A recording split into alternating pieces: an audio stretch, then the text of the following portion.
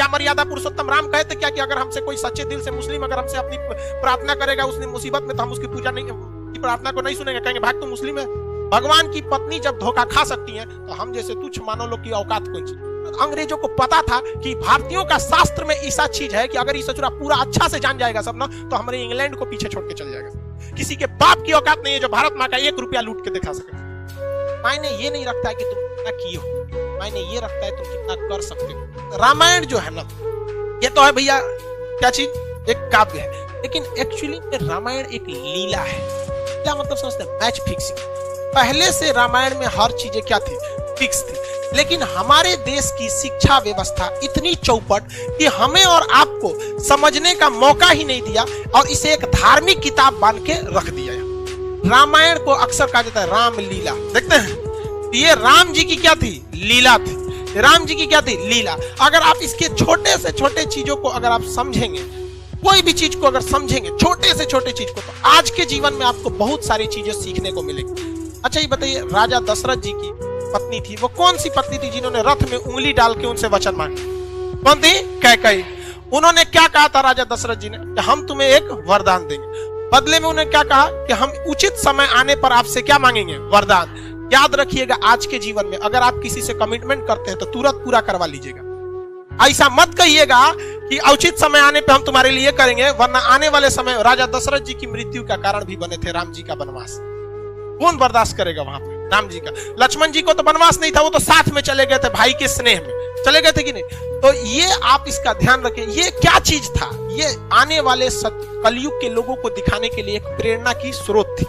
देखिए आज उन सबको पता था भगवान जी को आने वाले समय में एग्रीमेंट वगैरह बहुत होगा, बिजनेस आगे जाएगा, जीएसटी वीएसटी, तो कैसे खुल के थोड़े बोलेंगे कि एग्रीमेंट में ऐसे मत करो। वो दिखाया गया था कि इस लीला को समझिए और अपने आने वाले जीवन में 100-200 साल, हजारों साल बाद आप इस जीवन में याद रखिएगा कि अगर आप किसी के प्रति एहसानमंद है तो उसका एहसान तुरंत चुकाइए। उसको अगर फ्यूचर पे टालेंगे तो हो सकता है कि आपको ऐसा जगह आके चोट देगी, फिर आपको भी काम खत्म हो जाएगा। अभी याद रखेंगे, यहाँ पे आप इस रामायण में बहुत सारी चीजों को देखेंगे जो आज के वक्त में आपको अपने जीवन में बहुत काम देंगे। जब लक्ष्मण जी हिरण को ढूंढने गए थे, वो एक क्या किए थे? लक्ष्मण रेखा खींचे थे और सीता जी से क्या कहते कि जी आप इसके बाहर नहीं जाइए। कभी नहीं जाती उसके बाहर, कभी नहीं जाती।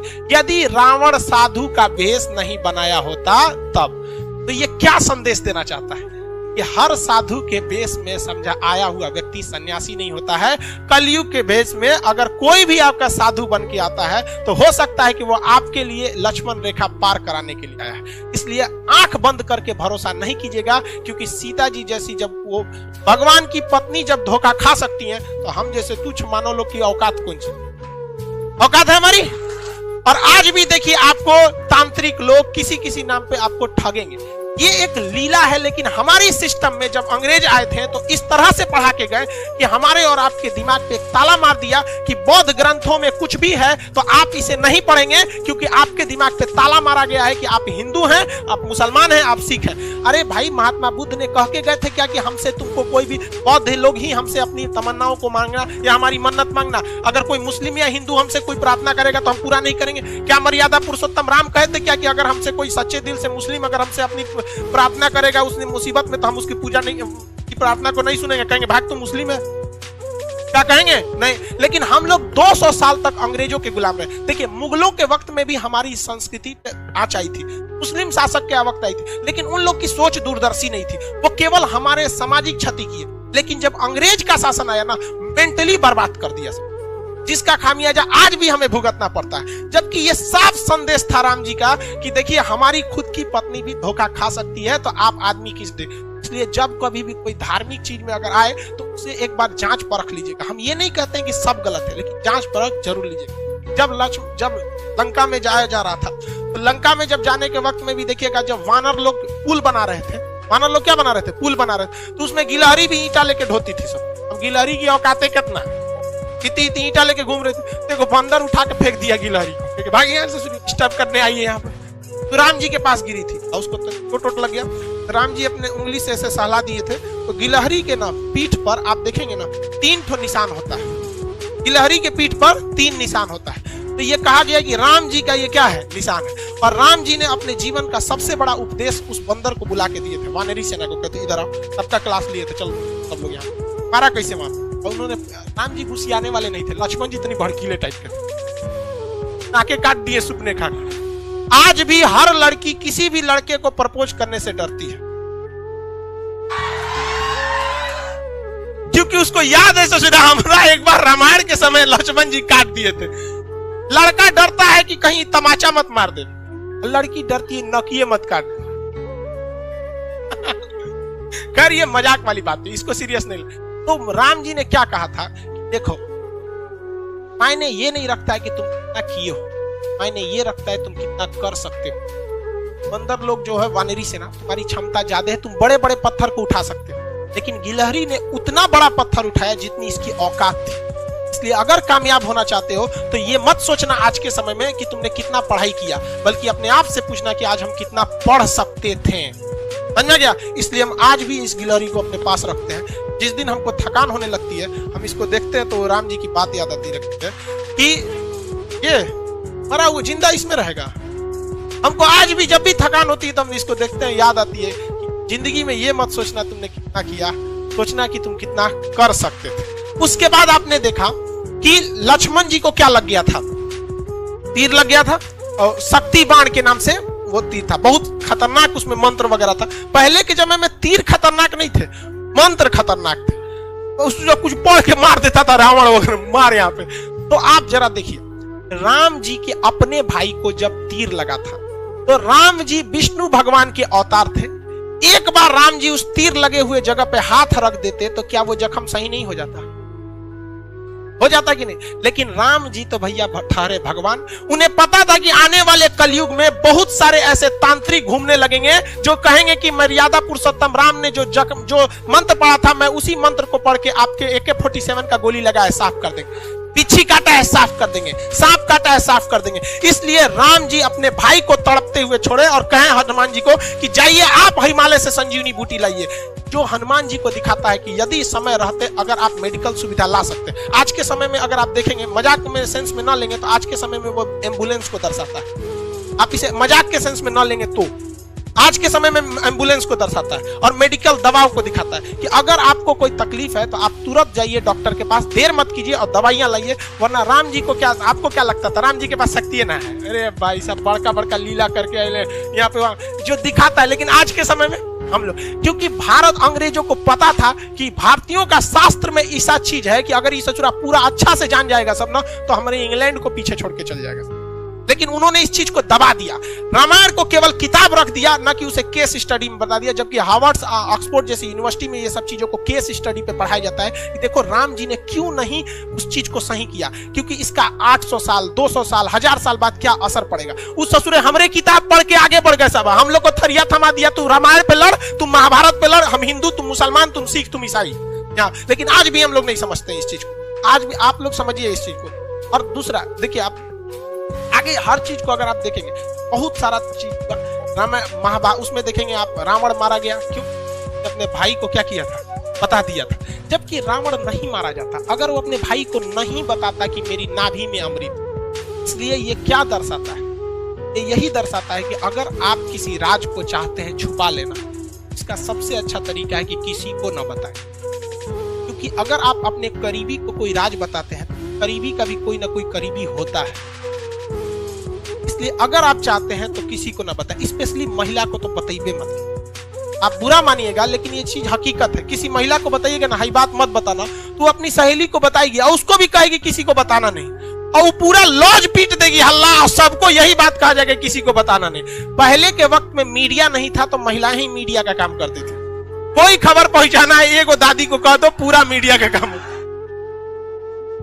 तो इस चीज को आप समझिए, ये केस स्टडी है।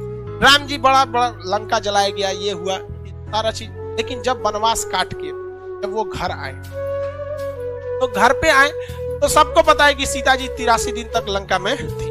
लेकिन रावण को श्राप भी तो था कि अगर वो सीता जी को गलत नियति से टच भी करता है तो भस्म हो जाए, था कि नहीं?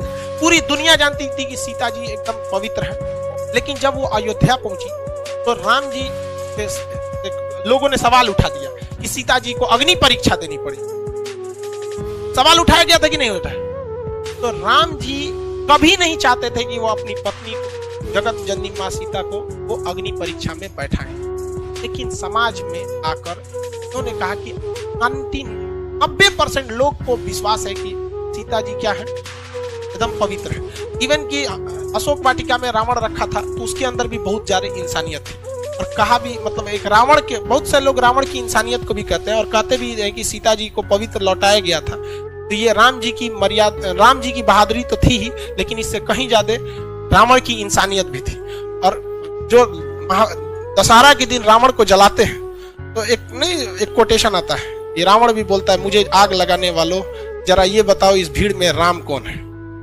लेकिन हम लोग दशहरे में उस रावण को जलाते हैं। हकीकत देखिएगा तो उससे नीच और आदमी आज हम लोग बन के बैठे, हम लोग से कहीं ज्यादा इंसानियत उस रावण में था उस वक्त। लेकिन राम जी अयोध्या आए ना तो 90% लोगों को पता था, 90% लोग खुश थे कि आज हमारे मर्यादा पुरुषोत्तम राम आ गए।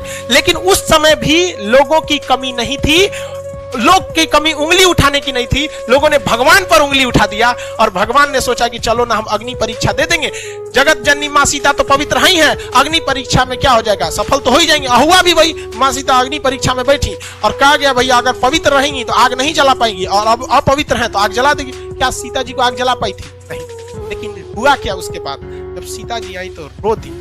ये दुनिया से मतलब नहीं था, ये राम आपसे मतलब था। राम जी आपने ही जब हम पे कह दिया अग्नि परीक्षा के लिए तो ये दुनिया मेरे किसी काम के नहीं। वो धरती माँ से जन्मी थी और धरती माँ में समा गई, जो क्या दर्शाता है कि जीवन में आप कितने भी बढ़ जाइएगा लोग आप पे उंगलियां जरूर उठाएंगे।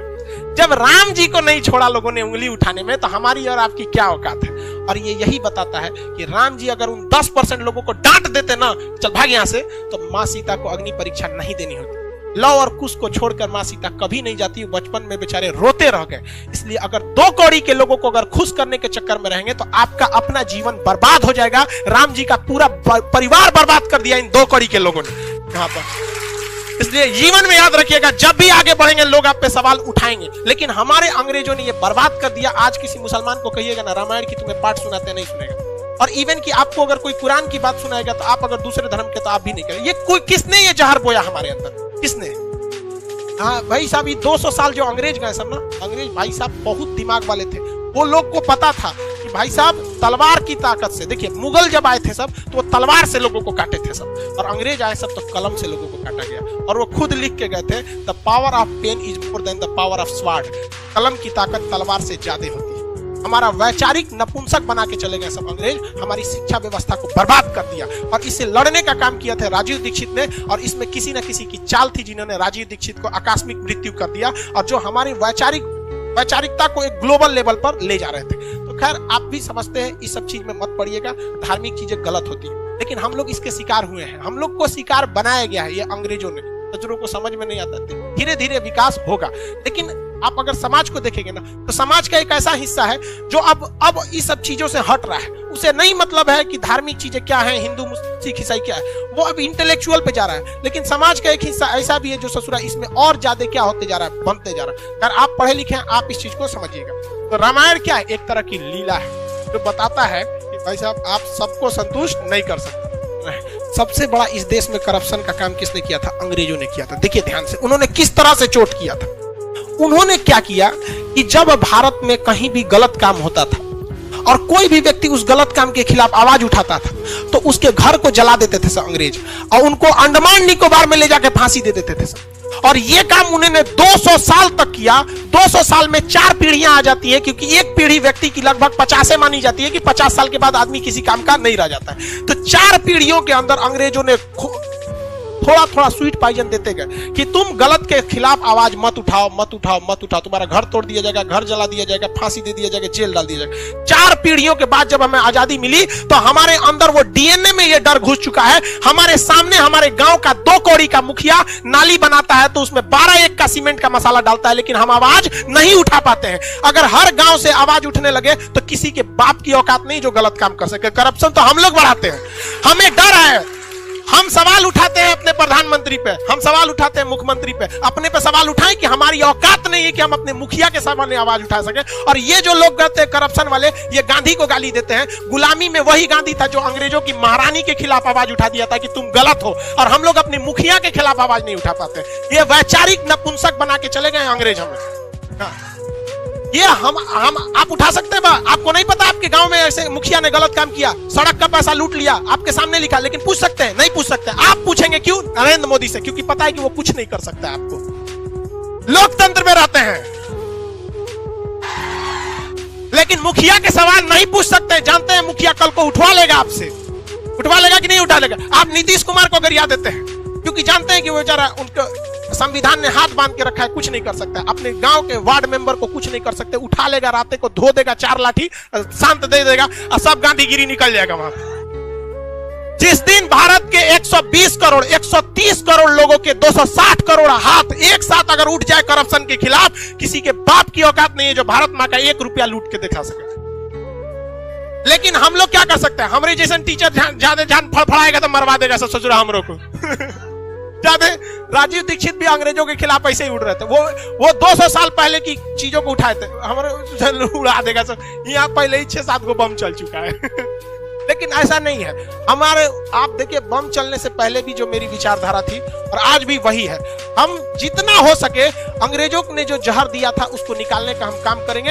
आखिरी सांस तक जब तक रहेगा, इन अंग्रेजों की जो वैचारिक गतिरोध हमारे साथ दे के गए हैं उसे निकालने का कोशिश करेंगे।